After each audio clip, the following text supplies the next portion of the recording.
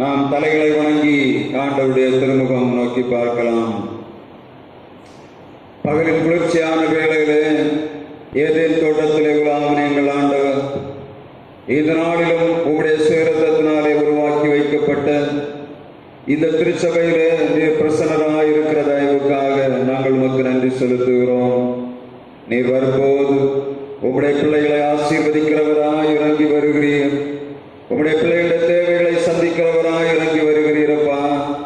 இந்த நாளிலும் எங்கள் மத்தியிலே பிரசன்னராயிருந்து உங்களுடைய வல்லமை, உங்களுடைய மகிமை, உங்களுடைய மாட்சிமை எங்கள் மத்தியிலே வெளிப்படுத்துவீராக.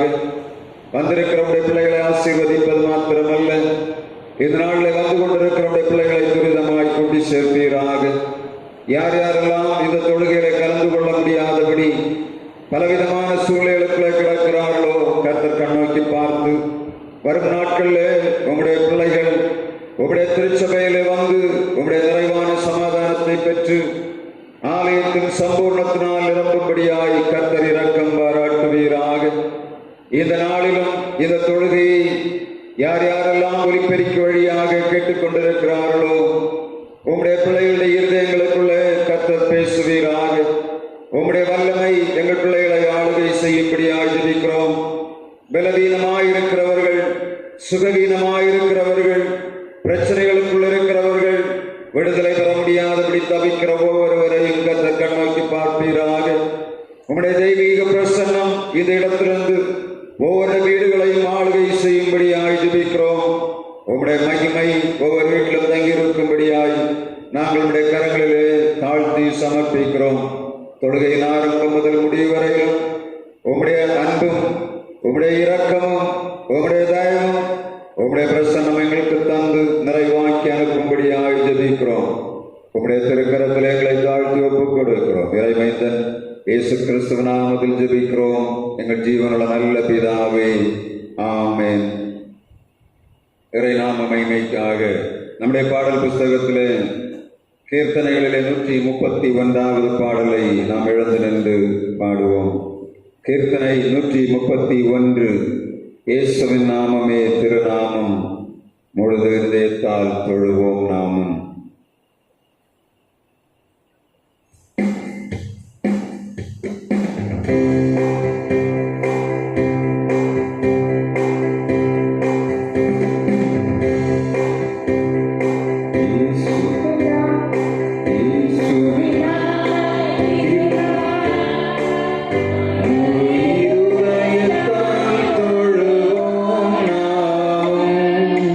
Yesu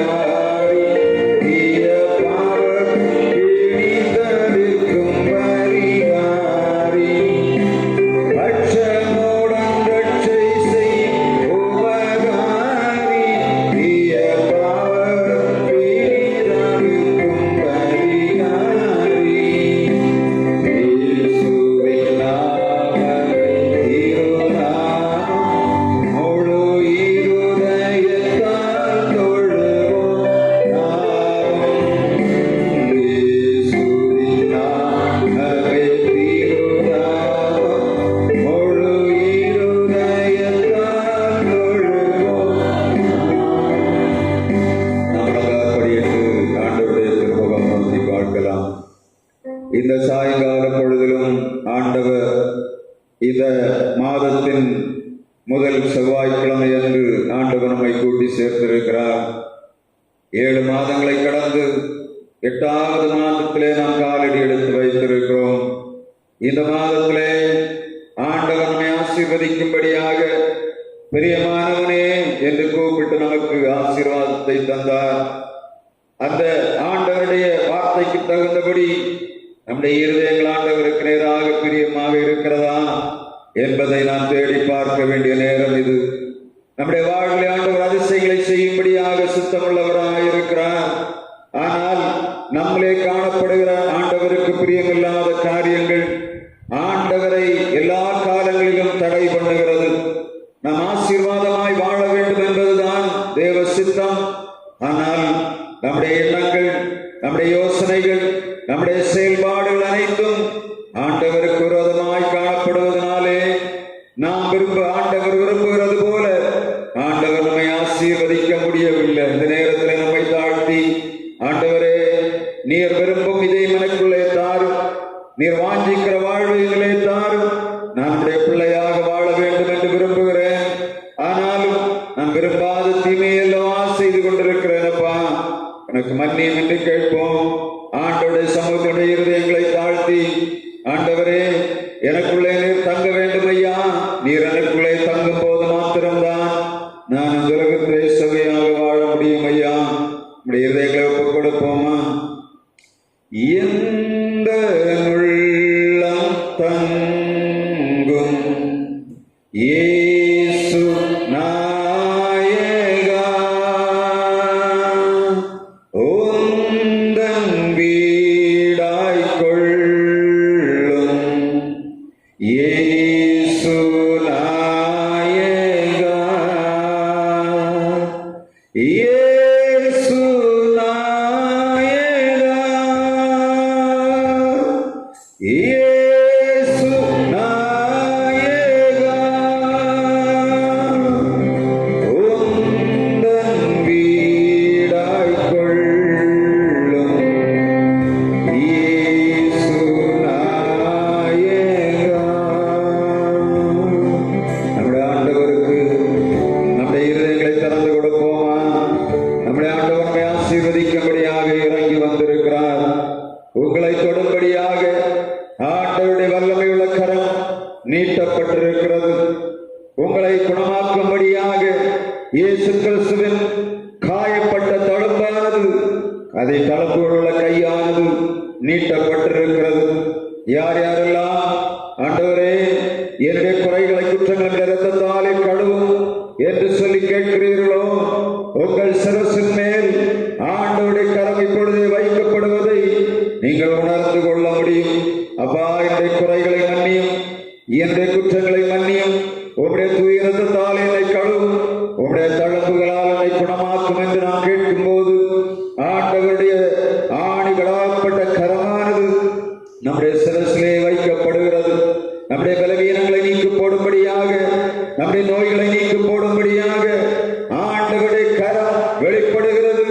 அவர் புறப்பட்டு போன இடமெல்லாம், இயேசு சுற்றி நடந்த இடங்களெல்லாம் எல்லா ஜனங்களும் விடுதலை பெற்றார்கள். யார் யாரெல்லாம் அவரை தேடி வந்தார்களோ, ஆண்டவருடைய வல்லமை, அவருடைய இரக்கம், அவருடைய காருண்யம் கிரியை செய்ததை நாம் பார்க்க முடியும். இந்த நாளிலும் ஆண்டவர் உங்களை ஆசீர்வதிக்கும்படியாக தம்முடைய நீட்டப்பட்ட கரத்தோடு உங்கள் மத்தியிலே கடந்து வந்திருக்கிறார். இதோ வாசற்படியில் தட்டுகிறேன், ஒருவரின் சத்தத்தை கேட்டு கதவை திறந்தால் நான் அவனுக்கு பிரவேசித்து அவனோடு போஜனம் பண்ணுவேன் என்று சொன்னீங்கள். ஆண்டவர் இப்பொழுதும் நம்முடைய இருதய கதவுகளை தட்டி கொண்டிருக்கிறார். உங்கள் தேவைகள் எல்லாவற்றையும் ஆண்டவர் அறிந்திருக்கிறார். ஆனால் நம்முடைய இருதயங்கள் ஆண்டவருக்கு நேராக செவையாக காணப்படுகிறதா என்பதை ஆண்டவர் தேடி பார்க்கிறார். உண்மையிலேயே உங்களுடைய இருதயங்களை ஆண்டவருக்கு நேராக ஒப்புக் கொடுப்பீர்கள் என்று சொன்னால் ஆண்டவருடைய வல்லமை, அவருடைய தயவு, அவருடைய சந்தோஷம், அவருடைய கிருபை இரக்கம் உங்களை ஆளுகை செய்வதை நீங்கள் காண முடியும். ஆண்டவருடைய வல்லமை வியாபித்துக் கொண்டிருக்கிறது. ஆண்டவருடைய பரிசுத்த ஆவியானவர் அக்கினியாக நம்முடைய மத்தியிலே உலாவிக் கொண்டிருக்கிறார். யார் யாரெல்லாம் இந்த இடத்திலிருந்து எங்களுக்கு விடுதலை வேண்டும் என்று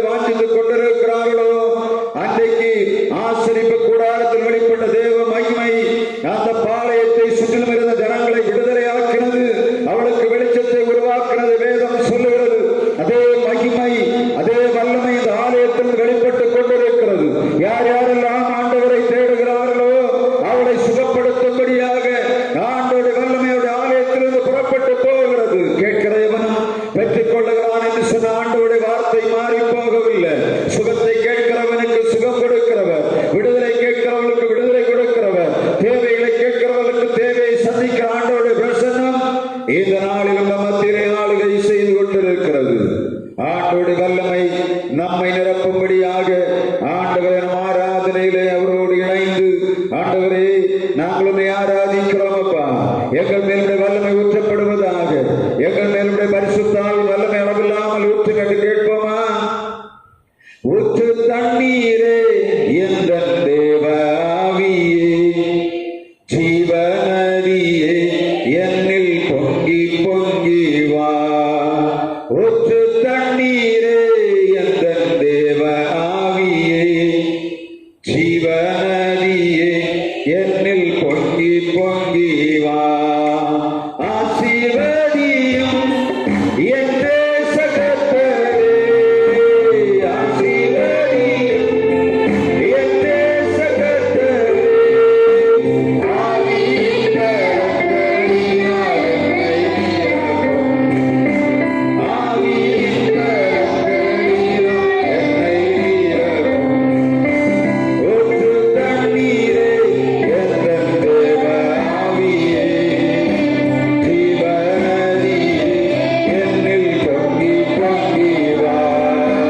கன்மலையை பிளந்து வனாந்தரத்திலே கர்த்தாவே உம் ஜனங்களின் தாகம் தீர்த்தீரே. கன்மலையை பிளந்து வனாந்தரத்திலே கர்த்தாவே உம் ஜனங்களின் தாகம் தீர்த்தீரே. பள்ளத்தாக்கிலும் மலைகளிலும், பள்ளத்தாக்கிலும் மலைகளிலும் தண்ணீர் பாயும் தேசத்தை நீர் வாக்களித்தீரே. தண்ணீர் பாயும் தேசத்தை நீர் வாக்களித்தீரே. தண்ணீரே என் தேவ ஆவியே, ஜீவநதியே என்னில் பொங்கி பொங்கி வா. ஊற்று தண்ணீரே என் தேவ ஆவியே, ஜீவநதியே என்னில் பொங்கி பொங்கி வா. நம்முடைய ஆண்டவர் நம்மை நிரப்ப வல்லமை உள்ளவர். கேட்கிறவனும் பெற்றுக் கொள்ளுகிறான் என்று ஆண்டவர் வார்த்தை சொல்லுகிறது. உண்மையாய் ஆவியின் வரங்களை கேட்டிருப்பீர்கள் என்று சொன்னால் ஆண்டவர் உங்களை நிரப்பியிருப்பார். உண்மையாக ஆண்டவரோடு தாகத்தோடு, ஆண்டவரே எனக்கு ஒரு தாகம் இருக்கிறது, என்னால இந்த நேரத்திலே உலகத்திலே போய் என் தாகத்தை தீர்த்து கொள்ள முடியவில்லை என்று சொல்லும் போது இயேசு சொல்லுகிறார், என்னை விசுவாசிக்கிறவனிடத்திலிருந்து ஜீவ தண்ணீருள்ள நதிகள் ஓடும். என்னை விசுவாசிக்கிறவனிடத்திலிருந்து ஜீவ தண்ணீருள்ள நதிகள் ஓடும். நமக்குள்ளே ஓடுகிற ஜீவ தண்ணீரானது அது வெளியே ஜனங்களுக்கு புறப்பட்டு போகும். கர்த்தருடைய வல்லமையுள்ள பரிசுத்த ஆவியானவர் இந்த இடத்தை ஆளுகை செய்து கொண்டிருக்கிறார். ஆண்டோட வல்லமை மாறி போகவில்லை. அவருடைய இரக்கங்களுக்கு முடிவில்லை.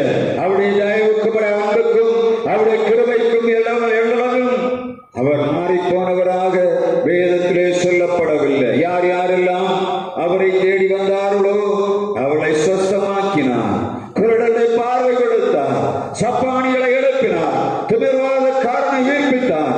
பிசாசு பிடியிலாகப்பட்ட ஜனங்களை ஆண்டவராய் இயேசு கிறிஸ்து உலகத்திலே வாழ்ந்த நாட்களிலே விடுதலையாக்கினார். என்னை விசுவாசிக்கிறவன் நான் செய்கிற கிரியை தானும் செய்வான், இதை காட்டிலும் பெரிய கிரியை செய்வான் என்று சொன்ன வார்த்தை பிரகாரம் அப்போஸ்தல சபையிலே ஆதி அப்போஸ்தலர்கள் ஆண்டவராய் இயேசு கிறிஸ்து செய்த அதே அற்புதங்களையும் அடையாளங்களையும் செய்தார்கள். அதே வல்லமையோட ஆலயத்திலே வியாபித்துக் கொண்டிருக்கிறது. யார் யாரெல்லாம் கேட்கிறார்களோ கேட்கிற எவனும் பெற்றுக் கொள்ளுகிறான் என்று வேதம் சொல்லுகிறது. எப்படிப்பட்ட சூழ்நிலையில் இருந்தாலும் ஆண்டவரை தேடும் போது ஆண்டவர் செவி கொடுக்கிறவர் மாத்திரமல்ல, பதில் கொடுக்கிறவர், ஆண்டவர் கிரியை செய்கிறவர். வல்லமை மாறி போகவில்லை. இந்த நாளிலும் நாம் ஆண்டவருக்கு நேராக நம்முடைய விண்ணப்பங்களை வைக்கிற நேரம், நமக்காக, நம்முடைய திருச்சபைக்காக, குடும்பங்களுக்காக, தேசத்துக்காக, நம்முடைய தேசத்திலே காணப்படுகிற அக்கிரமத்தின் கிரியை நீக்கப்படும்படியாக, பாவத்தின் கட்டுகள் அறுக்கப்படும்படியாக, நம்முடைய பகுதியிலே, நம்முடைய திருச்சபையிலே யார் யாரெல்லாம் இந்த நேரத்திலே நோய்களோடு பலவீனங்களோடு போராடி கொண்டிருக்கிறார்களோ அவளுக்கு ஆண்டவர் விடுதலை தரும்படியாக யாராவது ஜெபிக்க முடியுமா?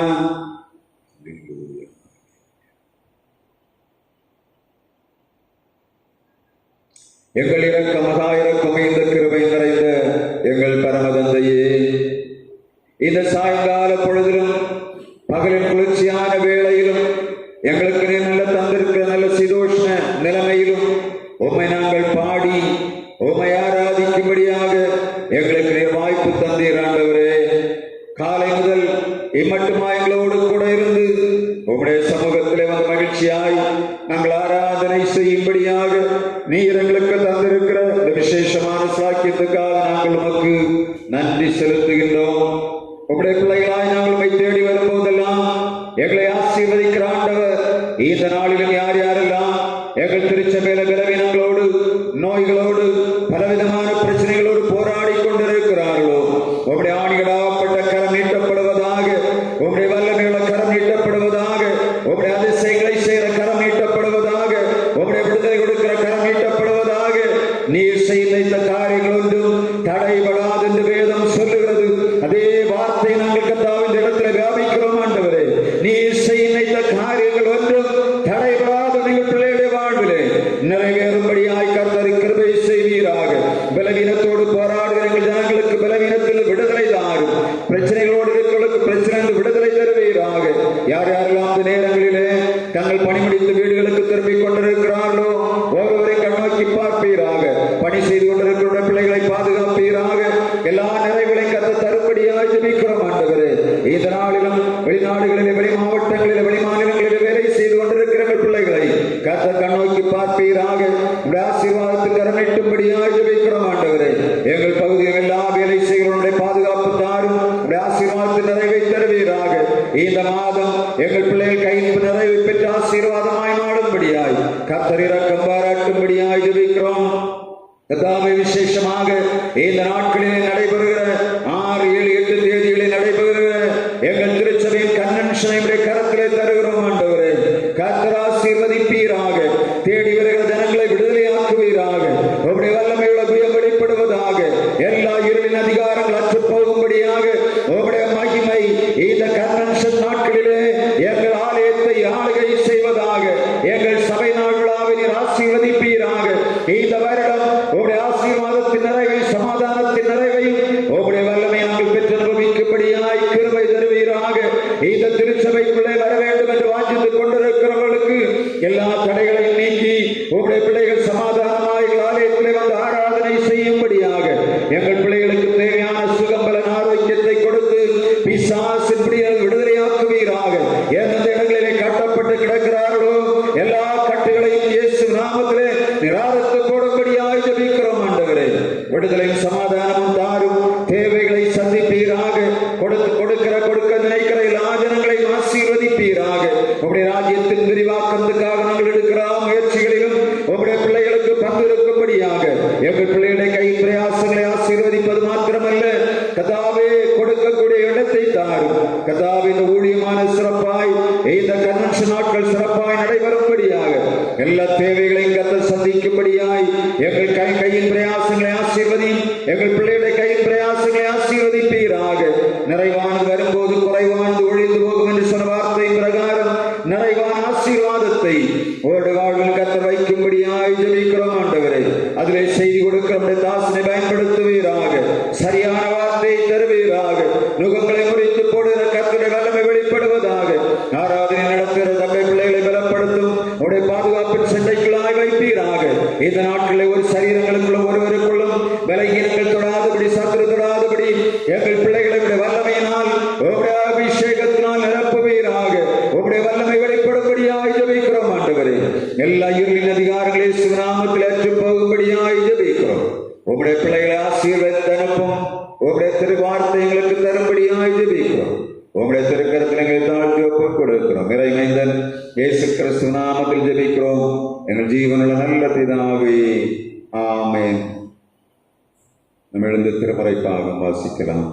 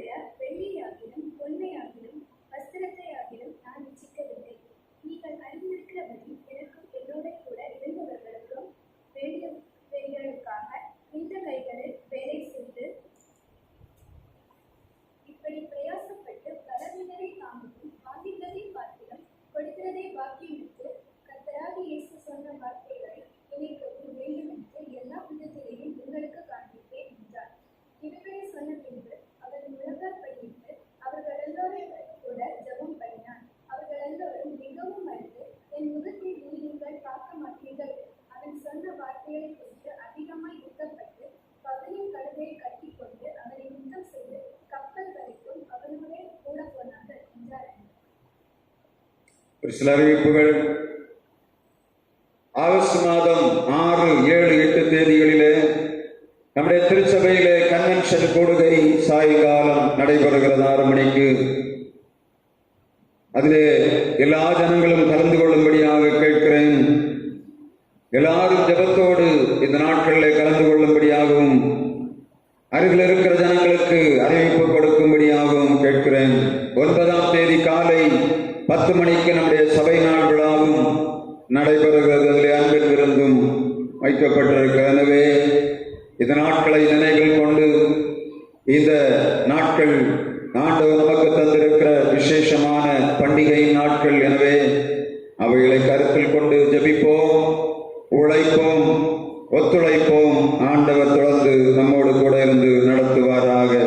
நாம் எழுந்து நின்று நம்முடைய பாடல் புஸ்தகத்திலே விசுவாச கீதங்களிலே 238வது பாடலின் ஒரு சரணத்தை பாடி திருவார்த்தைக்கு நேராக கடந்து போகலாம்.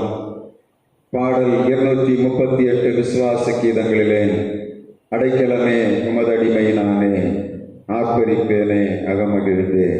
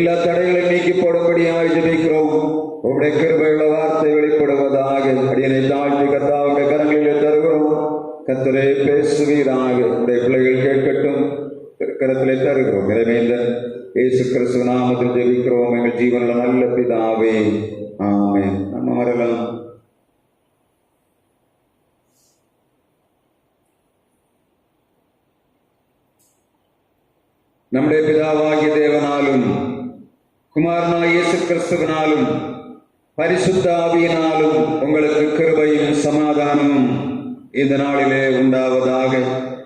ஆண்டவருடைய வார்த்தையை நாம் அப்போஸ்தலர் நடபடிகளிலிருந்து தொடர்ந்து வாசித்து வருகிறோம். அப்போஸ்தலர் நடபடிகளிலே பவுலினுடைய 2 மிஷனரி பிரயாணங்களை நாம் பார்த்தோம். இப்பொழுது 20ஆம் அதிகாரத்திலே 3வது மிஷனரி பிரயாணத்தை இங்கே அப்போஸ்தலர் நடபடிகளிலே எழுதி வைக்கப்பட்டிருக்கிறது. இதிலே மிக முக்கியமாக 3 முக்கியமான காரியங்கள் சொல்லப்படுகிறது. முதலாவதாக பவுல் அப்போஸ்தலன் மக்கதோனியா வழியாக சிரியாவுக்கு புறப்பட்டு போவதற்கு தீர்மானம் பண்ணுகிறார். அதற்குரிய ஆயத்த வேலைகளும், இரண்டாவதாக ஐடியு என்று சொல்லக்கூடிய ஒரு மனிதனுடைய உயிர் பெறுதலும், மூன்றாவதாக பவுல் அப்போஸ்தலனுடைய பிரிவு உபச்சார வார்த்தைகளும், அவன் பிரிந்து அந்த இடத்தை விட்டு தன்னுடைய தேசமாகிய சிரியாவுக்கு திரும்ப புறப்பட்டு வர வேண்டிய அந்த காரியம் எழுதப்பட்டிருக்கிறது. முதலாவது நாம் கவனிக்க வேண்டிய காரியம், இந்த 10 19ஆம் அதிகாரம் கடைசியிலே ஒரு சம்பவம் சொல்லப்பட்டது. என்ன சம்பவம்? தெமோத்திரி என்று சொல்லக்கூடிய ஒரு மனிதன், மாயவித்தைக்காரனானவன், பவுலுக்கு விரோதமாக எழும்பி அந்த பவுலை கொன்றுவிட வேண்டும் என்று தீர்மானம் பண்ணும் போது அங்கிருந்து தப்பி விடுகிறான்.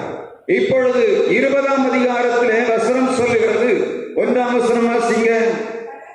கலகம் அமர்ந்த பின்பு பவுல் சீஷரை தன்னிடத்திற்கு வரவழைத்து வினவிக்கொண்டு மக்கதோனியாவுக்கு போக புறப்பட்டான். அப்படியானால் இந்த 19ஆம் அதிகாரத்திலே மிகப்பெரிய கலகம் அங்கே உண்டாயிருக்கிறதை நாம் பார்க்க முடியும். ஆனால் பவுல் அப்போஸ்தலனுடைய ஒரு எண்ணம் என்ன? நான் பெந்தேகோஸ்தே பண்டிகைக்கு முன்பாக எருசலேமில் இருக்க வேண்டும் என்று தீர்மானம் பண்ணுகிறார். இப்பொழுது அவருக்குள்ளே நிறைய காரியங்களை ஆண்டவர் இந்த 20ஆம் அதிகாரத்திலே தரிசனமாக சொப்பனமாக கொடுத்தவைகள் எழுதப்பட்டிருக்கிறது. பவுல் அப்போஸ்தலன் திரும்ப எருசலேமுக்கு போகும்படியாக தீர்மானம் பண்ணிவிட்டான். இப்பொழுது இந்த 2வது மிஷனரி பிரயாணத்திலே இனி இந்த இடங்களுக்கு அவன் வர முடியாது என்பதை அவன் ஆவியிலே உணர்ந்து கொள்ளுகிறான். ஒருவேளை வயது முதிர்ச்சியினாலே பண்ணினாரா என்று தெரியவில்லை, இல்லாவிட்டால் அவருடைய முடிவு சமீபமாயிற்று என்று நினைத்தாரா என்று தெரியவில்லை, அல்லது சரீரத்திலே அவர் இனி பிரயாணம் பண்ணக்கூடிய பலனில்லை என்று நினைத்தாரோ என்று தெரியவில்லை. எனவே இந்த 20ஆம் அதிகாரத்தை நீங்கள் கொஞ்சம் கவனமாக பார்த்தீர்கள் என்று சொன்னால், இந்த பவுலுடைய எல்லா நடவடிக்கைகளும் இனிமேல் இவர்களுக்கு நான் திரும்ப வர முடியாது, எனவே அதற்குரிய காரியங்களை ஒழுங்கு செய்ய வேண்டும் என்று சொல்லி தீர்மானம் பண்ணுகிறார். முதலாவதாக நீங்க பார்த்தீங்கன்னா, அவர் திரும்ப சிரியா அவருடைய சொந்த தேசத்துக்கு வரும்படியாக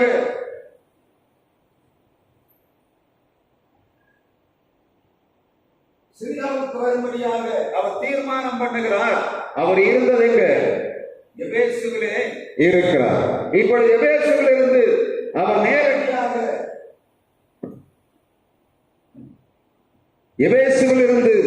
அவர் நேரடியாக இப்படி வருவதற்கு வாய்ப்புகள் உண்டு. சிரியாவுக்கு மிக எளிதாக வந்துவிட முடியும்.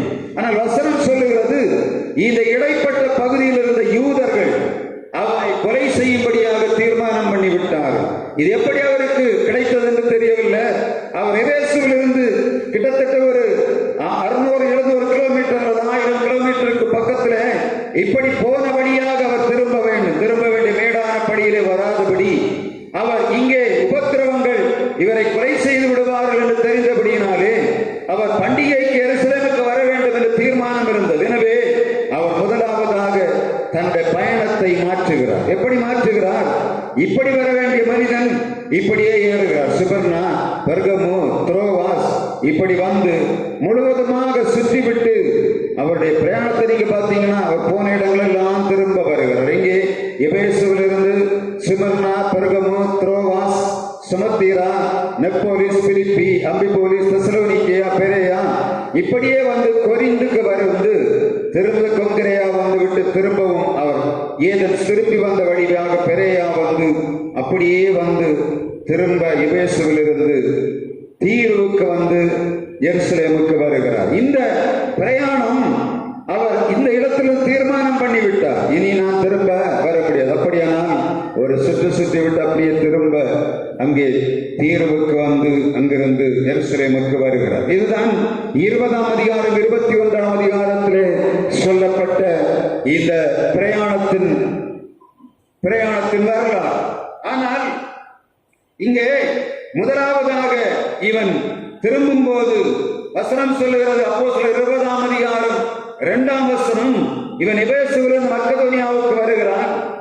எபேசுவிலிருந்து மக்கதோனியாவுக்கு வரும்போது அவர் நேரடியாக கிரீஸுக்கு வருகிறார். 3 மாதங்கள் இந்த கிரீஸ் பகுதி, இந்த ஏரியாவிலே அவர் வருகிறதை நாம் பார்க்கிறோம். எபேசுவிலிருந்து கிரீஸுக்கு வருகிறார். கிரீஸ், பெரேயா, தெசலோனிக்கேயா இந்த பகுதிகளிலே வந்து அங்கே வசனம் சொல்லுகிறது, அப்போஸ்தலர் 20ஆம் அதிகாரம் 2ஆம் வசனத்திலே 3 மாதம் கிரீஸிலே அவர் தங்கி இருக்கிறார். அங்கிருந்து கிரேக்கருக்கும் யூதருக்கும் அவர் உபதேசம் பண்ணுகிறதாக வேதம் சொல்லுகிறது. கிரேக்கருக்கு சீஷர்களுக்கு அவர் கிரேக்க தேசத்திலே கிரீஸிலே சேர்ந்து 3 மாதங்கள் அங்கே அவர் சஞ்சரித்து கப்பல் ஏறி சிரியா தேசத்துக்கு போவார். நான் சொன்னது போல அவர் இங்கே வந்துவிட்டு கப்பல் ஏறி திரும்ப சிரியாவுக்கு போவதற்கு தீர்மானப்படுகிறார். இப்பொழுது வசனம் சொல்லுகிறது, இந்த பகுதியில் உள்ள அந்த பெரியாவும் அந்த எல்லா இடங்களிலும் சுற்றி கிரேக்க தேசத்திலே அவர் சுற்றி நடந்து அவர்களை திடப்படுத்தி விட்டு அங்கிருந்து கப்பல் ஏறி போக தீர்மானம் பண்ணுகிறார். 4ஆம் வசனத்திலே 5 பேர் அவருக்கு ஆதரவாக வருகிறதை வேதம் சொல்லு வாசிக்கிறான். 24ஆம் வசனம், பெரேயா ஊரானாகிய சோபத்தரும் தெசலோனிக்கர் அரசர்க்கும் செக்குந்தும் தெர்பையனாய காயுவும் தீமோத்தேயும் ஆசியா நாட்டானாய தீகப்பும் துரோப்பீமும் ஆசியா நாடு வரைக்கும் அவனுக்கு வழி துணையாக வந்தார்கள். இவர்கள் புறப்பட்டு வரும்போது இவ்வளவு தூரம் எபேசு வரை திரும்ப வருவது வரையிலும் அவனோடு கூட வருகிறார்கள். இங்கே துரோவாசிலிருந்து அவர் திரும்ப கப்பல் ஏறுகிறார். இங்கே இதுவரை வருகிறார். இந்த இடங்களிலே முடித்துவிட்டு திரும்ப பெரேயா, அப்பல்லோனியா, தெசலோனிக்கா, பிலிப்பு இப்படியே வந்து துரோயாசில் வந்து அவர் திரும்ப துரோயாஸ் வந்து ஆசோஸ் இந்த இடத்துல வந்து கப்பல் வழியாக அவர் அப்படியே புறப்பட்டு நேராக வருகிறார். போய் சிரியாவுக்கு வருகிறதை வேதம் சொல்லுகிறது. அவர் பிலிப்பு பட்டணத்தை விட்டு புறப்பட்டு அங்கிருந்து துரோவா பட்டணத்துக்கு வருகிறார்.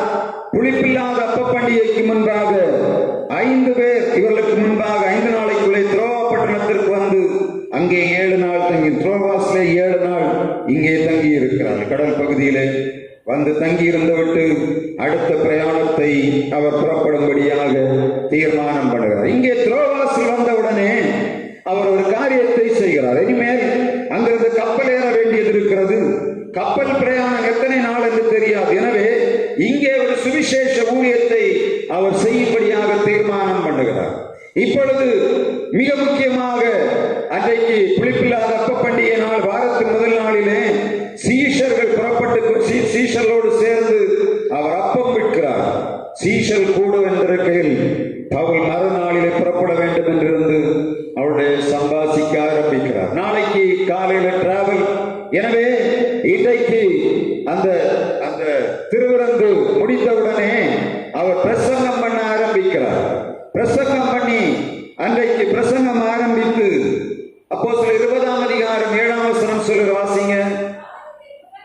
வாரத்தின் முதல் நாளிலே அப்பம் விற்கும்படி சீடர்கள் கூடி வந்திருக்கையில் பவுல் மறுநாளிலே புறப்பட வேண்டும் என்றிருந்து அவருடைய சம்பாஷித்து நடுராத்திரி மட்டும் பிரசங்கித்தான். வசனம் சொல்லுகிறது, பவுல் பிரசங்கம் எப்பொழுது ஆரம்பித்திருப்பான்? ஒருவேளை மத்தியானம் ஆரம்பித்தானா என்று தெரியவில்லை, சாயங்காலம் ஆரம்பித்தானா என்று தெரியவில்லை. நடுராத்திரி மட்டும் பிரசங்கம் நடைபெறுகிறது. அவருக்கு தெரிந்தது, எவ்வளவு விதைக்க முடியுமோ அவ்வளவு விதைக்க வேண்டும். இங்கே நீங்க பார்த்தீங்கன்னா அந்த வசனம் சொல்லுகிறது, இந்த நேரத்தில் ஐடியூ என்று சொல்லக்கூடிய ஒரு மனிதன் பவுலுடைய பிரசங்கத்தை கேட்டுக் கொண்டிருக்கிறான். எந்த இடத்துல கொண்டிருக்கிறான்? 3வது மாடியில பவுல் அப்போஸ்தலனுடைய பிரசங்கத்தை கேட்டுக் கொண்டிருக்கிறான். அப்ப யோசித்து பாருங்க, அன்னையும் 3 மாடி இருந்திருக்கு. அப்படிதானே? பவுலுடைய காலத்திலும் 3 மாடி கட்டிடம் அந்த துரோவா பட்டணத்திலே இருந்திருக்கிறது, கடற்பகுதியிலே. எனவே இவன் அந்த 3வது மாடியிலே பவுலுடைய பிரசங்கத்தை கேட்டுக் கொண்டிருக்கிறான். வசனம் சொல்ல 20ஆம் அதிகாரம் 8ஆம் 9ஆம் வசனம். அப்பொழுது ஐத்திகு என்னும் பேர் கொண்ட ஒரு வாலிபன் பவுல் நெடுநேரம் பிரசங்கம் பண்ணி கொண்டிருக்கையில் மிகுந்த தூக்கம் அடைந்து நித்திரை மயக்கத்தினால் 3ஆம் திசையிலிருந்து கீழே விழுந்து மரித்தவனாய் எடுக்கப்பட்டான். வசனம் சொல்லுகிறது, பவுல் அப்போஸ்தலன் மிக தீவிரமாக பிரசங்கம் பண்ணி கொண்டிருக்கிறான். எல்லா ஜனங்களும் பார்த்து கொண்டிருக்கிறார்கள்.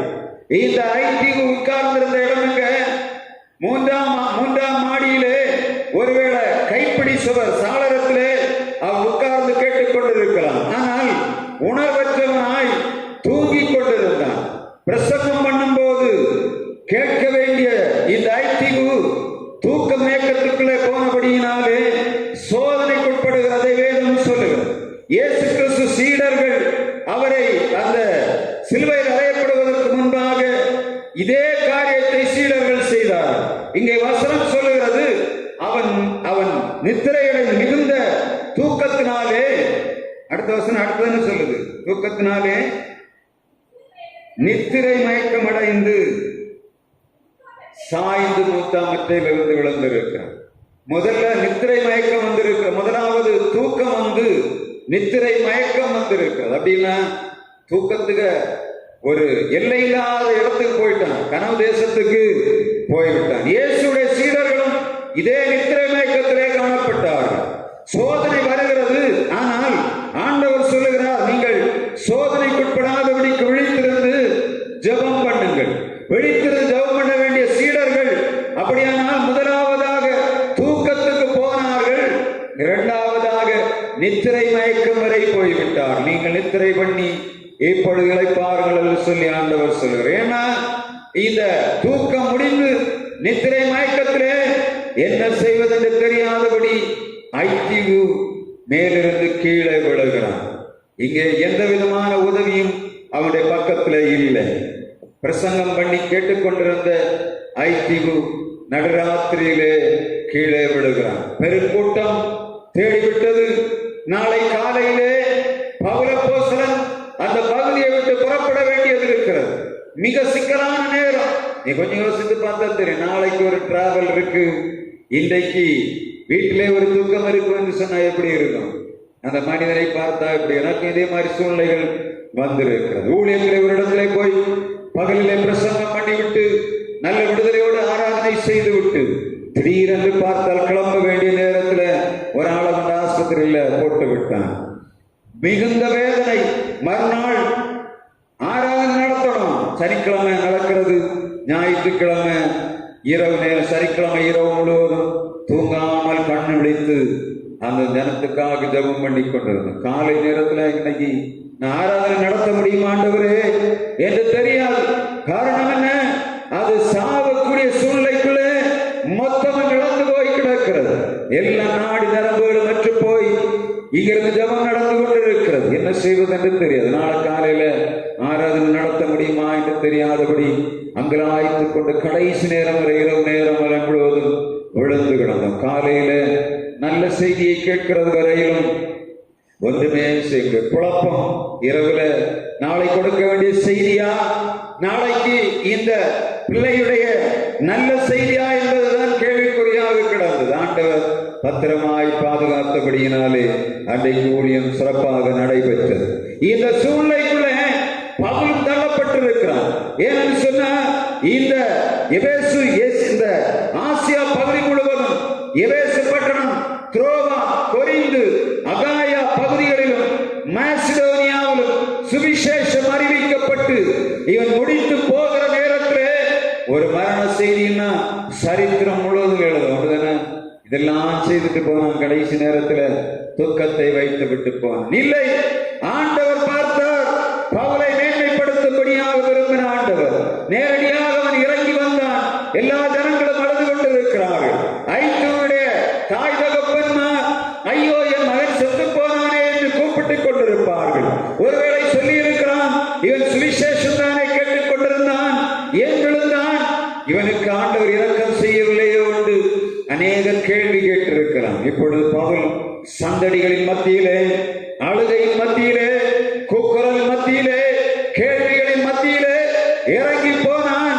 அவனை தூக்கி பிணமாய் கிடந்தவனை அணைக்கிறான். அவனை கட்டி அணைத்து அவன் சொல்லுகிறான். விசுவாசத்தின் வார்த்தையை பேசுகிறதை நாம் பார்க்க முடியும். வார்த்தை, அந்த வசனத்தை வாசித்து பாருங்க. பவுல் இறங்கி போய் அவனை விடுதலை ஆக்குகிறதை அப்போஸ்தலர் 20ஆம் அதிகாரம் 10ஆம் வசனம் வாசிங்க. உடனே பவுல் இறங்கி போய் அவன் மேல் விழுந்து அவனை அணைத்துக் கொண்டு, கலங்காதிருங்கள், இவன் உயிர் இவனுக்குள் இருக்கிறது. 9ஆம் வசனம் சொல்லுகிறது, ஐத்திகு மரித்தவனாய் எடுக்கப்பட்டான். அப்படிதானே வசனம் சொல்லுது. எல்லா ஜனங்களும் பார்த்து விட்டார்கள், ஐத்திகு மரித்து போனான். ஆனால் இந்த பவுல் அப்போஸ்தலனுடைய சூழ்நிலை மிகவும் பரிதாபமாக இருந்தபடியினாலே அவன் போனான், அந்த மனிதன் மேல் விழுந்தான். ஆண்டவரே, இவன் மேல் உயிர் வர வேண்டும் என்று சொல்லி இந்த எலியா தீர்க்கதரிசி, எலிசா தீர்க்கதரிசி சூனேமியாளுடைய மகனுக்கு செய்தது போல இங்கேயும் ஆண்டவருடைய கிரியை பவுல் அப்போஸ்தலன் மூலமாக ஆண்டவர் செய்தார். போனார், அவன் மேல் விழுந்தான், அவனை அணைத்து கொண்டு விட்டு அவன் சொல்லுகிறான், பயப்படாதிருங்க, இவன் சாகவில்லை, இவன் உயிர் இவனுக்குள் இருக்கிறது. எப்படி இருக்கும்? செத்து போன மனிதன் ஜீவனுள்ள பவுல் ஒருவரை அவர் கட்டி அணைத்த போது செத்து போன மனிதனுக்குள்ளே ஜீவன் வருவானது. நாயின் ஒரு விவரையுடைய மகன் செத்து போனவனாய் அந்த நாயின் பட்டணத்துக்கு வெளியே வந்து கொண்டிருக்கிறான். ஜீவனுள்ளவரான இயேசு கிறிஸ்து செத்து போன மனிதனுடைய பாடையை தொட்டார், சாவும் ஜீவன் சந்தித்தது, அங்கே உயிர் உண்டானது. அதே காரியத்தை பவுல் அப்போஸ்தலன் மூலமாக ஆண்டவர் நிறைவேற்றுகிறதை நாம் பார்க்க முடியும். செத்து போன மனிதனை அவனுக்குள்ளே ஒரு ஜீவனை கொடுக்கும்படியாக ஜீவனுள்ள பவுலானவன் அவனை கட்டி அணைக்க வேண்டிய சூழ்நிலை உருவானது. இந்த நாளிலும் ஆண்டோட வல்லமை செத்து போய் கிடக்கிற சரீரங்களுக்குள்ளே இறங்கும்படியாக கிரியை செய்து கொண்டிருக்கிறது. அவர் தம்முடைய வார்த்தை அனுப்பி அவரை விடுதலையாக்கினார் என்று சொன்ன வார்த்தையின் பிரகாரம் இந்த நாளிலும் செத்து போய் கிடக்கிற சரீரங்களுக்குள்ளே ஆண்டோட வல்லமை இறங்கி பாய்ந்து கொண்டிருக்கிறது. உயிர்ப்பிக்கிற ஆண்டோட வல்லமை அவருடைய சீடனான பவுல் அப்போஸ்தலன் மூலமாக வெளிப்பட்டது. அதே வல்லமை இப்பொழுதும் பாய்ந்து கொண்டிருக்கிறது. யார் யாரெல்லாம் தேவனுடைய வசனத்தை கேட்டும் நித்திரை மயக்கமடைந்து யார் யாரெல்லாம் தூக்கத்துக்குள்ளே கிடக்கிறார்களோ, கர்த்தருடைய வல்லமை மரித்து போனவருடைய இருதயத்துக்குள்ளே ஆளுகை செய்யும்படியாக இறங்கி வந்து கொண்டிருக்கிறது. யார் யாரெல்லாம் அநேக வருஷங்களாக ஆண்டவருடைய வார்த்தையை கேட்டும் ஜீவன் இல்லாதபடி செத்து போய் கிடக்கிற சகோதரனே, ஆண்டவருடைய வல்லமை உயிர்ப்பிக்கிற வார்த்தைக்கு விரமாக உனக்குள்ளே கிரியை செய்கிறதை இப்பொழுதே ஆவியானவர் சொல்லிக் கொண்டிருக்கிறார். நீ எழுத வேண்டிய நேரம் இது. செத்து போன உன் சரீரத்துக்குள்ளே ஆண்டவரை உயிர்ப்பிக்கிற வல்லமை இறங்கி பாய்ந்து கொண்டிருக்கிறது. நீ உயிர் பெற வேண்டிய நேரம். திருச்சபைக்குள்ளே காலடி அடித்து வைத்து நீ ஆண்டவருக்காக எழுத வேண்டிய நேரம் இது. ஆண்டவருடைய வார்த்தை சொல்லுகிறது, செத்து போன பவுல் அவருடைய ஜீவனை இந்த மனிதனுடைய சரீரத்துக்குள்ளே ஊற்றுகிறார். ஊற்றிவிட்டு சொல்லுகிறார், அழுது கொண்டிருக்கிற ஜனங்களை பார்த்து சொன்னார், பயப்படாதிருங்க, இவனுக்குள்ளே இவன் உயிர் இருக்கிறது, இவனுக்குள்ளே இவன் உயிர் இருக்கிறது. எல்லா ஜனங்களும் சொல்லுகிறார்கள் செத்து போனான். ஆனால் இங்கே ஆண்டவருடைய வார்த்தை சொல்லுகிறது, பவுலுக்கு மாத்திரம் அவன் சொல்லுகிறான், ஜீவனுள்ள வார்த்தையை பேசுகிறான். கர்த்தருடைய வார்த்தை கனம் பண்ணினபடியினாலே அவன் எழுப்புகிறதை வேதம் சொல்லுகிறது. இங்கே செத்து போன மனிதனை உயிர்த்தெழுந்த போது அநேகர் அவனை என்ன சொல்லி இருப்பார்? ஒரு நிமிடத்துக்கு முன்பாக இவன் மோசமானவன் என்று சொல்லி இருக்க முடியும். ஆனால் இப்பொழுதோ அவன் ஆற்றுதல் பெற்றதனாக இப்பொழுது எழும்பி ஐத்திகு போனவுடனே அவன் கிளம்பும்படியான வாய்ப்பு உருவாகிறது. காலை நேரத்திலே அவன் தன்னுடைய பிரயாணத்தை செய்ய வேண்டியதாக சூழ்நிலை உருவான். அப்போஸ்தலர் 20ஆம் அதிகாரம் 11ஆம் வசனத்திலே வாசிங்க. பின்பு ஏறி போய் அப்பம் விட்டு புசித்து விடியற்காலம் மட்டும் வெகு நேரம் பேசிக் கொண்டிருந்து பின்பு புறப்பட்டான். அவன் அதோடு முடித்து விடவில்லை. போனான், எழுப்பினான், அவனை எழுப்பிவிட்டு திரும்பவும் அப்பம் விட்டு விட்டு திரும்பவும் உபதேசம். இரவுல நாளைக்கு டிராவல் இருக்கு, அப்படிதானே? நாளைக்கு ஒரு யாத்திரை இருக்குன்னு சொன்னா நம்ம முந்தின நாள் என்ன சொல்லுவோம்? எல்லாரும் சொல்லுவாங்க, நல்லா தூங்கி விட்டு அமைதியாக நாளை காலையில் நீ எழுப்பி போக வேண்டும் என்று எல்லாரும் சொல்வதை பார்க்க முடியும். வெளிநாடுகளுக்கு பிரயாணம் பண்ணும்போது சொல்லுவார்கள், நாளைக்கு உங்களுக்கு விமான பயணம் இருக்கிறது, எனவே இந்த இரவு நன்றாக தூங்க வேண்டும். நாளைக்கு நீங்கள் அங்கே போய் நீங்கள் சேருகிறது வரையிலும் உங்கள் சரீரத்திலே பலம் வேண்டும்.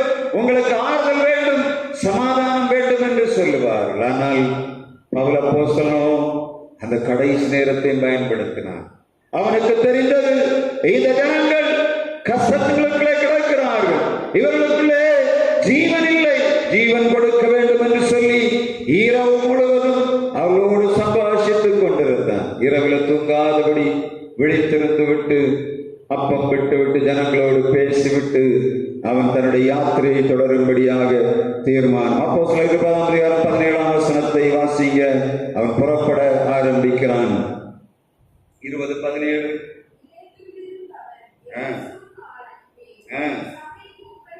சபையின் மூப்பரை வரவழைக்கிறான். மிலேத்துவிலிருந்து இவன் ஆள் அனுப்புகிறான். எபேசுவுக்கு ஆள் அனுப்பி சபையின் மூப்பரை அழைக்கிறதை நாம் பார்க்க முடியும். இங்கே எபேசுவிலே தங்கி இருக்கிற பவுல் எபேசுவிலிருந்து மிலேத்துவுக்கு வந்து விட்டான். இப்பொழுது இங்கே மிலேத்துவிலிருந்து எபேசுவில் உள்ள ஜனங்களை கூப்பிடுகிறான். எபேசியருக்கு அவன் நிருபம் எழுதும் போது அநேக காரியங்களை எழுதியிருக்கிற நம்ம எபேசிய தியானிக்கும் போது பார்க்க போகிறோம். அவன் மிலேத்துவிலே வந்து எபேசுவிலையும் இதை சுற்றி இருக்கிற சபை மக்களை கூப்பிடுகிறான், மூப்பர்களை கூப்பிடுகிறான். எதற்காக? கடைசியாக அவன் கொடுக்க வேண்டிய ஒரு உபதேசம் இருக்கிறது. அப்போஸ்தலர் 20:19 முதலாவது தன்னுடைய நிலைமையை அவன் சொல்லுகிறான். எப்படி நான் உங்கள் மத்தியிலே ஊழியம் செய்த போது எப்படி நடந்து கொண்டேன் என்று சொல்லுகிறார். மிகுந்த மனத்தாழ்மை, மிகுந்த கண்ணீர், சோதனைகளின் மத்தியிலும் நான் ஆண்டவரை சேவித்ததை நீங்கள் அறிந்திருக்கிறீர்கள் என்று சொன்னான். அப்படித்தானே? எபேசுவிலே தியானாளுடைய கோயிலுக்கு முன்பாக நின்று இவரை கொண்டு போடும்படியாக தீர்மானம் பண்ணி அங்கே கூட்டம் கூடும் போது அவர்களுக்கு பயராமல் அவன் அந்த இடத்தில் நின்று தப்பு வைக்கப்பட்டான். அநேக கண்ணீர்கள், சோதனைகளின் மத்தியிலும் எபேசுவிலே பவுல் அப்போஸ்தலன் ஊழியம் செய்தார். அதை அவளிடத்தில் நினைவுபடுத்தி கொடுக்கிறார். எப்படி சொல்லுகிறார்? எவ்வளவு அதிசயங்கள் எபேசுவிலே நடந்தது. 50,000 ரூபாய்க்கு மேலாக இருந்த புஸ்தகங்களை மாயவித்தைக்காரர்கள் எரித்தார்கள். மிகப்பெரிய எழுப்புதல் எபேசுவிலே உருவானது. ஆனால் சொல்லுகிறார், நான் மிகுந்த மனத்தாழ்மையோடு உங்கள் மத்தியிலே ஊழியம் செய்தேன். இன்றைக்கு இந்த வார்த்தை எந்த ஊழியத்திலே அது பார்க்க முடியுமா? ஊழியக்காரனுடைய ஊழியத்திலே அதிசயங்கள் நடந்து விட்டால் அவன் கடவுளாகவே மாறி போகிறான். ஆனால் பவுல் அப்போஸ்தலன் சொல்லுகிறான், இந்த எபேசுவிலே நான் ஊழியம் செய்த போது எவ்வளவு காரியங்கள், அற்புதங்கள் நடந்தது. ஆனால் நான் மிகுந்த மனத்தாழ்மையாய் காணப்பட்டேன். அங்கிருந்து நான் பெரிய ஆள் என்று சொல்லி அவன் வால் போஸ்ட் அடிக்கவில்லை. அவன் பெரிய ஆள் என்று சொல்லி இந்த ஜனங்களுக்கு முன்பாக காணிக்கை வசூல் பண்ணவில்லை. அவன் பெரிய ஆள் என்று சொல்லி அவன் இஷ்டத்துக்கு வாழவில்லை. சொல்லுகிறான், மிகுந்த மனத்தாழ்மையோடு இருந்தேன். அடுத்தது சொல்லுகிறார் 20:19 வெகு மனத்தாழ்மையோடும் மிகுந்த கண்ணீரோடும் யூதருடைய தீமையான யோசனைகளினால் எனக்கு நேரிட்ட சோதனைகளிலும் கர்த்தரை சேவித்தேன். இதை சொல்லிவிட்டு 20 சொல்லுகிறார். வாசிங்க. பிரயோஜனமானவர்கள் ஒன்றையும் நான் உங்களுக்கு மறைக்காமல் வெளியரங்கமாக வீடுகள் தோறும் உங்களுக்கு பிரசங்கித்தேன். வெளியரங்கமாக எல்லாவற்றையும் பிரசங்கித்தேன். எவைகளை பிரசங்கித்தேன்? உங்களுக்கு பிரயோஜனமானவைகளில் ஒன்றையும் நான் மறைக்கவில்லை. பிரயோஜனமானவைகள் ஒன்றையும் மறைக்காதபடி நான் உங்களுக்கு உபதேசம் பண்ணினேன் என்று பவுல் அப்போஸ்தலன் தன்னுடைய ஊழியத்திலே அவைகளை மிக ஆணித்தரமாக சொல்லுகிறார். ஒன்றையும் குறை வைக்காதபடி அவர் ஆணித்தரமாக பிரசங்கம் பண்ணுகிறார். எபேசுவிலே வந்தபோது நீங்க பார்த்தீங்கன்னா தெரியும், அவர்கள் ஞானஸ்நானம் பெற்றதை அவர் கேட்கிறார். ஞானஸ்நானம் பெற்ற ஜனங்களுக்கு பரிசுத்தாவியை கொடுத்து விட்டு சொல்லுகிறார், எல்லாரும் பரிசுத்தாவி பெற வேண்டும் என்று சொல்லுகிறார். பிரயோஜனமான ஒன்றையும் அவர் மறைத்து வைக்கவில்லை. எவைகளை ஜனங்களுக்கு பிரயோஜனம் என்று அவர் விரும்பினாரோ அவை அனைத்தையும் மறைக்காமல் சீடர்களுக்கும் மூப்பர்களுக்கும் ஜனங்களுக்கும் அவர் பிரசங்கம்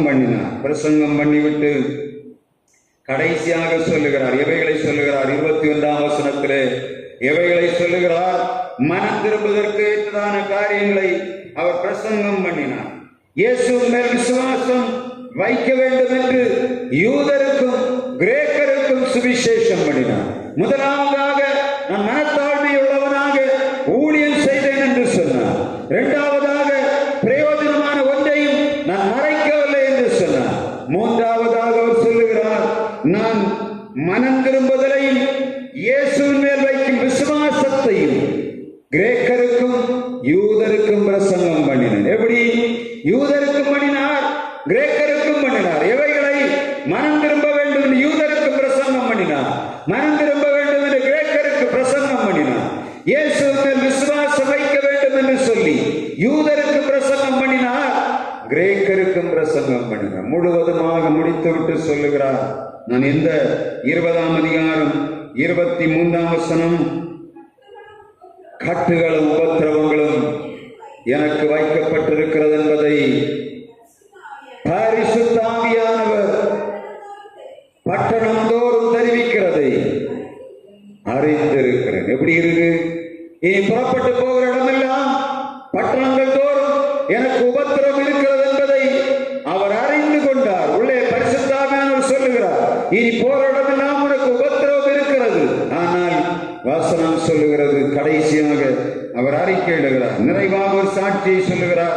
அப்போஸ்தலர் 20ஆம் அதிகாரம் 33ஆம் வசனம், ஒருவருடைய வெள்ளியையும் பொன்னையாகிலும் வஸ்திரத்தையாகிலும் நான் இச்சிக்கவில்லை, ஒருவனுக்கும் நான் குறைவுள்ளவனாயிராதபடிக்கு என் கைகளினாலே வேலை செய்து வாங்குகிறதை பார்க்கலும் கொடுக்கிறதே உத்தமம் என்று சொல்லி அவன் தன்னுடைய ஊழியத்திலே ஒரு நற்சாட்சியை கொடுக்கிறதை வேதம் சொல்லு.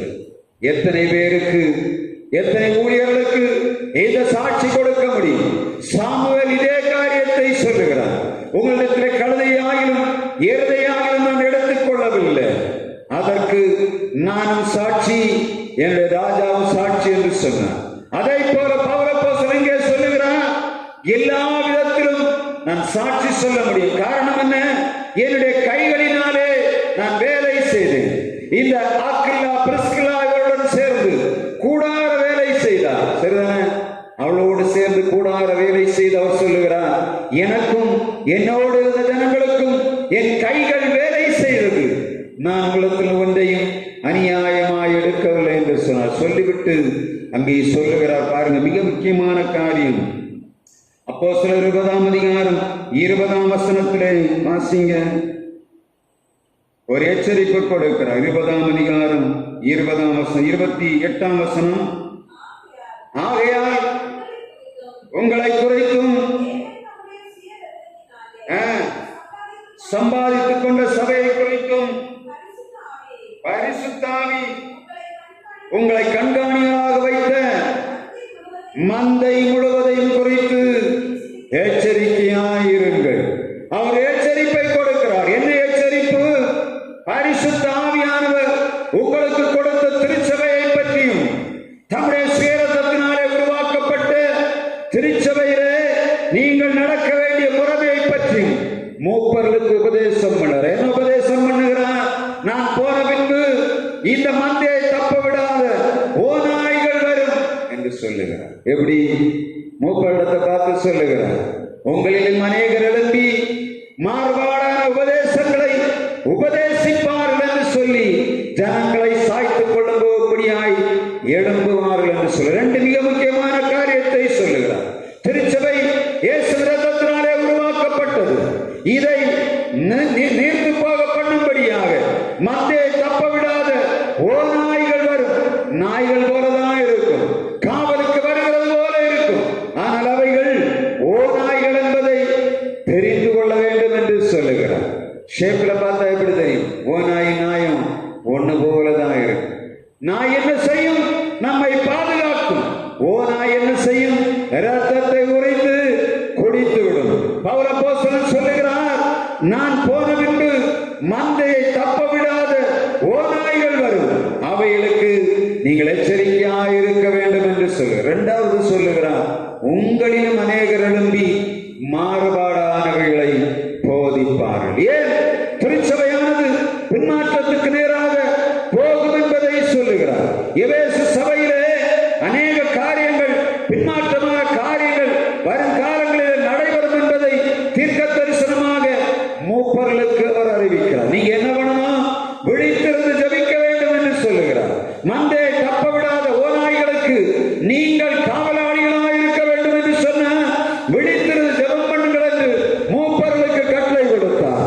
அதை போல உபதேச குழப்பங்களிலே நீங்கள் சிக்கிக் கொள்ளக்கூடாது என்பதிலே மிகவும் கவனமாக பவுல் அப்போஸ்தலன் மூப்பர்களுக்கு எச்சரிக்கை கொடுத்ததை நாம் பார்க்க முடியும். கண்ணீரோடு அவர்களுக்கு புத்தி சொன்னார். கடைசியாக சொல்லுகிறார், இனிமேல் நான் உங்களை திரும்ப பார்ப்பேனோ என்று தெரியாது என்பதை அங்கே அவர்கள் மத்தியிலே சொல்லுகிறதை நாம் பார்க்க முடியும். நான் இப்பொழுது போகிறேன், இப்படி பிரயாசப்பட்டு வேலை சொன்ன பின்பு அவன் முழங்காற்படியிட்டு அவள் எல்லாரும் கூட ஜெபம் பண்ணினான். அவர் எல்லாரும் மிகவும் அழுது, என் முகத்தை நீங்கள் இனி பார்க்க மாட்டீர்கள் என்று அவன் சொன்ன வார்த்தை குறித்து அதிகமாய் துக்கப்பட்டு பவுலின் கழுத்தை கட்டிக்கொண்டு அழுதார்கள். வசனம் சொல்லுகிறது, மூப்பர்கள் அவனோடு வந்திருந்தவர்கள் பவுல் தான் இனிமேல் திரும்ப வர முடியாது என்பதை தெரிந்து கொண்டபடியினாலே அவனுடைய கழுத்தை கட்டிக்கொண்டு பெரிய உபச்சார விடை கொடுத்ததை வேதம் எழுதி வைத்திருக்கிறது. பவுல் அப்போஸ்தலன் தன்னுடைய பணியை இந்த எபேசுவிலே நிறைவேற்றிவிட்டு மிலேத்துவிலே வந்து எச்சரிப்பை கொடுக்கிறார். மந்தைகளை பாதுகாத்துக் கொள்ள வேண்டும் என்று சொல்லி எச்சரிப்பு கொடுக்கிறார். எப்படி தெரியுமா? ஆண்டவர் தம்முடைய சுயரத்தத்தினாலே உருவாக்கப்பட்ட சபை என்று சொன்னார். அது எப்படி சொல்லி இருப்பார்? கொஞ்சம் யோசித்து பாருங்க. இந்த பகுதிகளில் எல்லாம் பவுல் அப்போஸ்தலன் தான் ஊழியம் செய்தார். அப்படிதானே? அந்த அந்தியோகியாவிலிருந்து கிளம்பி அவர் போயிருந்த இடங்களில் எல்லாம் பவுல் அப்போஸ்தலன் தான் ஊழியம் செய்தார். ஆனால் அவர் சொல்லுகிறார், நான் என்னுடைய சுயரத்தத்தினாலே என்று சொல்லவில்லை, இயேசு கிறிஸ்து தன்னுடைய சுயரத்தத்தினாலே செய்த ஊழியம் என்று சொல்லி அவர் பறைசாற்றுகிறதை நாம் பார்க்க முடியும். அப்படியானால் பவுல் அப்போஸ்தலன் இயேசு இரத்தத்தை தனக்குள்ளே வைத்திருந்து அந்த இரத்தத்தின் புண்ணியத்தினாலே இந்த இடங்களிலே ஊழியம் செய்திருக்கிறார். நமது வசனத்தை வாசிக்கும் போது எப்பொழுதும் சொல்லும், ஆண்டவரே, நான் நீர் உம்முடைய சுயரத்தத்தினாலே உருவாக்கப்பட்ட திருச்சபையை பாதுகாத்துக் கொள்ளும் என்று ஜெபம் பண்ணுகிறோம்.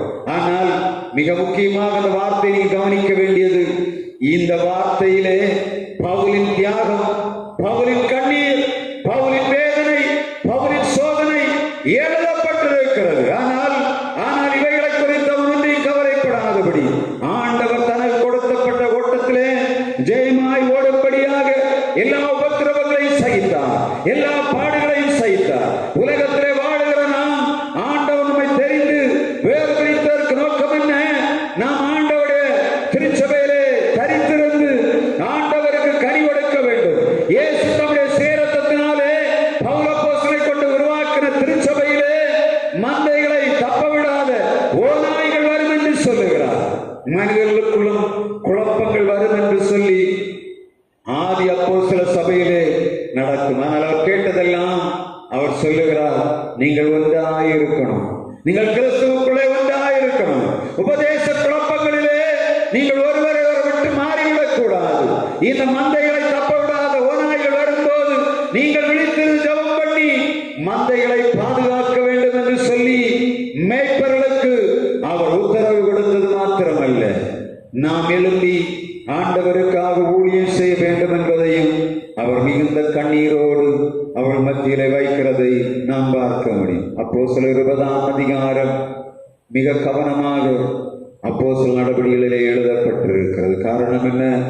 பவுல் அப்போஸ்தலன் மிக தீவிரமாக ஊழியம் செய்த இந்த பட்டணங்களிலே இன்றைக்கு ஆண்டவருடைய சுவிசேஷம் இன்றைக்கும் நிறைவாய் காணப்படுகிறது. ஆர்மேனியன் கிறிஸ்டியன்ஸ் என்று சொல்லக்கூடியவர்கள் இந்த பகுதிகளிலே நிறைந்திருந்தபடியினாலேதான் இந்த நாட்களிலும் அந்த இடங்களிலே திருச்சபைகளானது செழிப்பாக காணப்படுகிறது. ஆனால் இந்த கடைசி நாட்களிலே மந்தை தப்ப விடாத ஓநாய்கள் போல எல்லா உபதேச குழப்பங்களும் காணப்படுகிறது. கிருபை என்ற பெயரிலே அட்டூழியங்கள் நடந்து கொண்டிருக்கிறது. பாவ மன்னிப்பு என்ற பெயரிலே பாவிகள் துணிகரமாக பாவம் செய்கிறார்கள்.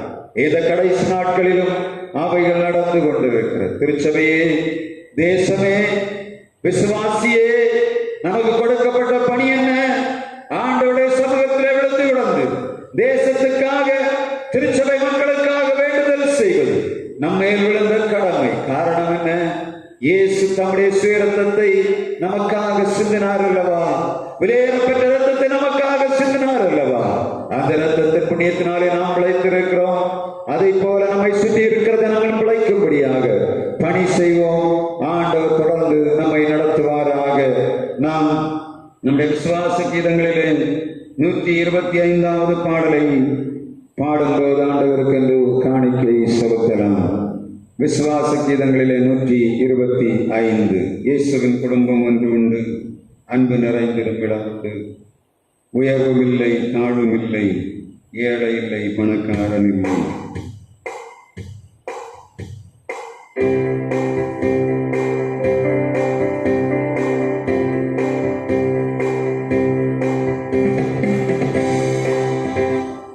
இயேசுவின் குடும்பம் ஒன்று உண்டு, அன்பு நிறைந்திடும் இடம் உண்டு.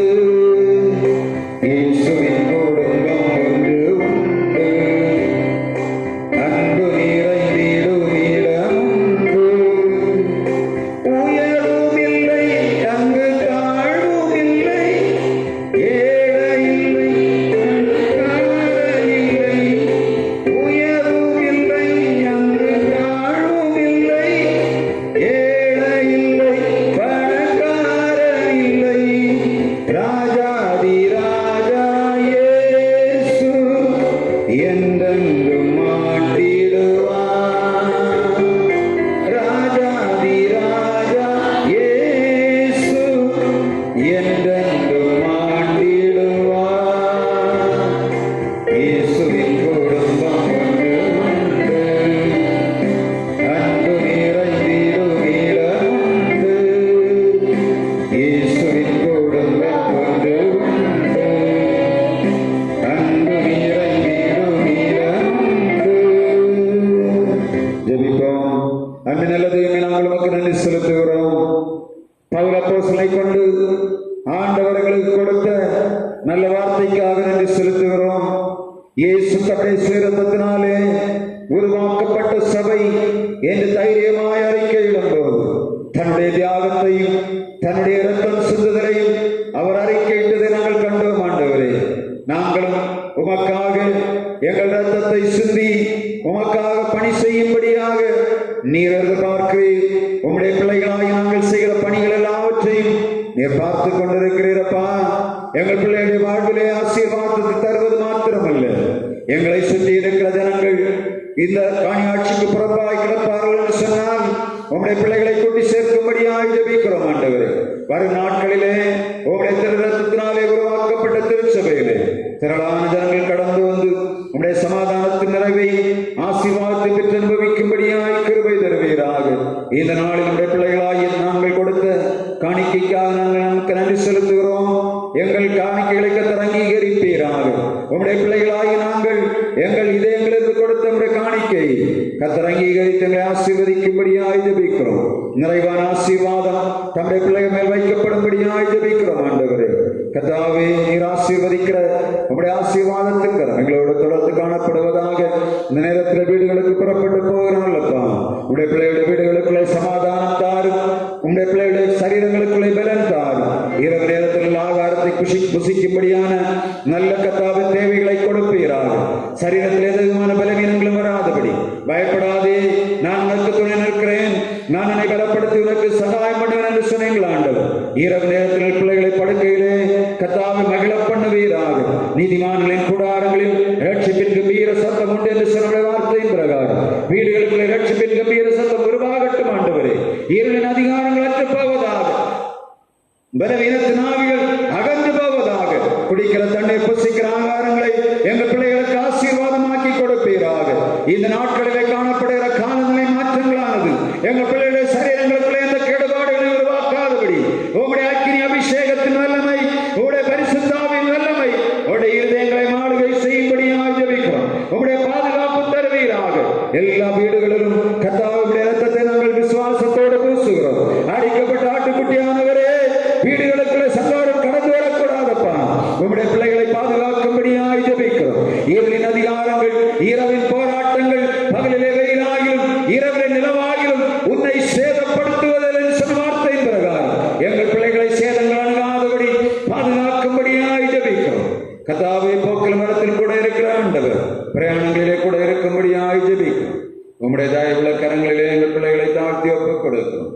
எங்களை மைந்தன் இயேசு கிறிஸ்து நாமத்தில் ஜெபிக்கிறோம் எங்கள் ஜீவனுள்ள நல்ல பிதாவே, ஆமென்.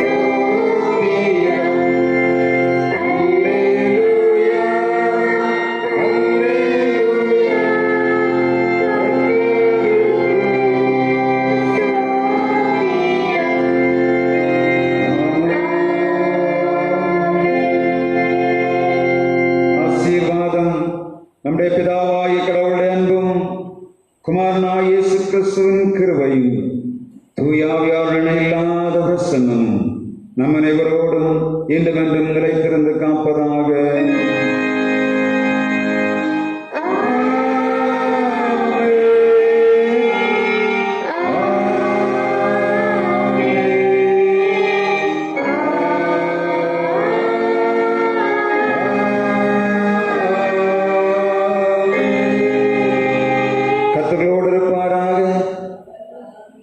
சமாதானத்தோடு சென்று வாருங்கள். கர்த்தருடைய நாமத்தினாலே ஆமென்.